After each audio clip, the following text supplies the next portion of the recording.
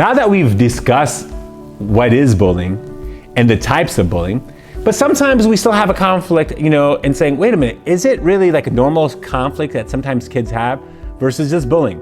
I have this quite a bit sometimes at school, where sometimes, you have like a 4-year-old and a parent comes up and says, my child's being bullied. I'm like, is Sarah being bullied? Yes. And then I'm like, can I talk to Sarah? And Sarah goes, what happened, Sarah? And Sarah goes, well, I was speaking to Michelle, and then she said she didn't want to play with me. So I was like, oh, okay. Are you and Michelle friends? Yes. I'm like, did you guys play with each other Monday? Yes. Did you play with each other Tuesday? Yes. Did you play with each other Wednesday? Yes. And then Thursday she said, I don't want to play with you. I'm gonna play with someone else. Right? And then I asked Michelle and said, why? She's like, well, I just want to play with others. she's already I played with her 3-4 times. So I had a meeting with this parent and saying, hey, that's called social dynamics. That's kind of like normal conflict, and you got to feel and you got to deal with it.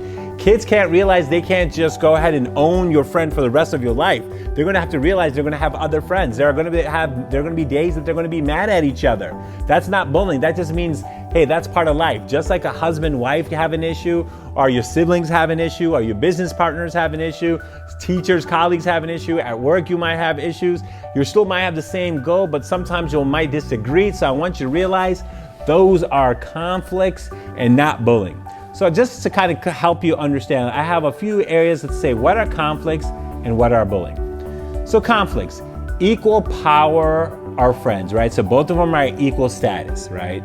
This is just a conversation. There might be a disagreement, and they're going to go ahead and have that. And then sometimes in a disagreement, they might raise their voices, but both are going back and forth, right?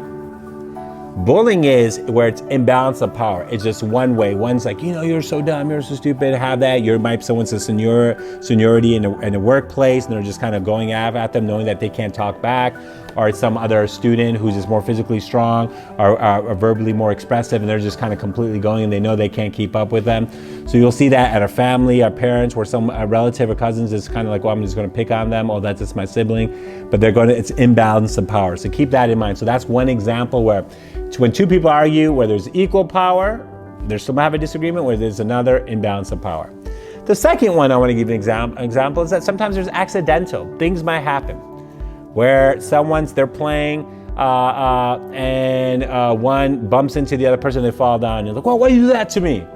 And he's like, oh, my fault, I didn't mean that. And he's like, well, you bumped into me. But they reconcile it, and they deal with that conflict is very, important. And so that's what they do. So you'll see that's an accidental where something is constantly repeated. They're playing ball, they always get a bump because they know the kid can't do anything. They keep on bumping them. In the hallway, this girl just keeps on pushing them. Or she's always making comments about her, saying how she looks, the way she looks, the way she dresses, the way he dresses, the way he looks. So you'll see those are kind of things which are constantly repeated. So one time it's accidental, one time it happens to something that's always repeated. The third thing was not serious, right? And it's not like, okay, you know what? We realized it was just a mistake at that moment. It's not a serious situation where something is done purposeful, right? Not serious would be like, okay, you know what? There was a situation where they were playing. He gets bumped. He's like, man, you're so slow, right? Oh, you can't shoot. You make that when it comes like, man, or air ball, and you just make a comment.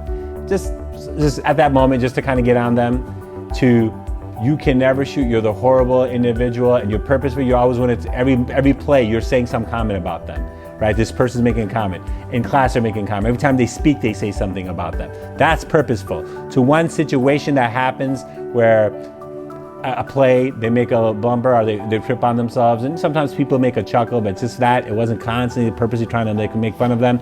That's where you'll see that there's a difference where it's not serious. Maybe it was one time thing to constantly always purposely trying to look at their faults to make fun of them. Number 4, equal emotions. Now there are two individuals who they're arguing, but they're more heated up. So we understand it's at that same time, or someone gets heated up, the other one gets heated up, but then they kind of cool themselves down. Or the other one is serious threats, right? Oh, they argue. Well, you know what? I'm going to do something. I'm going to hurt you. I'm going to get you after school. I'm going to blast you on email, on internet, on specific social media websites. So that's where you'll see that, hey, there's equal emotions. So someone else is going completely having serious threats.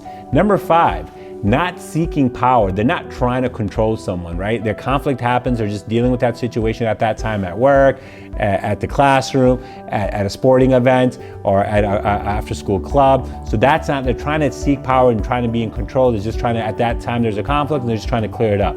Where someone's their strong emotional reaction from the victim. They want to be in control and they are trying to get reaction from that person. And then always want to make sure that, hey, you are never going to be better than me. I am always in charge. You need to listen to me, right? The other one they want to keep in mind is not trying to gain power, right? So they're not seeking power and they're not trying to gain anything from it. They're not trying to say, I want to embarrass this person so everyone's going to like me and not them, right? They're just kind of dealing with that situation. It's not here like, it's not even a power, but they're trying to gain friends. They're trying to get more money. They're going to lie about this person so they could get this award, right? So it's not about gaining any specific thing, right? Where the bullying, they're trying to, if they're not seeking power, they're trying to seek other things. They're trying to get popularity. They're trying to get status. And that becomes things that when to do popularity or status, they are going to put someone down and consistently put them down to show their greatness. And that becomes something that problematic. And then the last one, remorse or effort to solve the problem. So even when it's a conflict, when they feel like, man, that was wrong, bad. Let me go ahead and let's talk to someone to talk to that person. Going up to that person like, I'm sorry what I did, my mistake. I know I got mad. That was not my purpose. And they're trying to resolve the problem. They're getting a third person. Where the bullying, they're trying to make, they're not trying to resolve the thing. And when someone does complain, they're gonna say, man, you're the victim. They're gonna blame, they're gonna blame, he deserves it. He acts like a fool. She's dumb. We need to get everyone to know that, right? No one cares about her. I'm just doing what everyone else wanted to say to her, right? So you are to him. So you'll see that's the difference. So hopefully these are some examples to kind of give you a better understanding, like when is it really conflict situation and then when truly is it bullying. So hopefully these are things that can help you parents, teachers, administrators, or anyone else who's watching this to get a better understanding of what bullying is.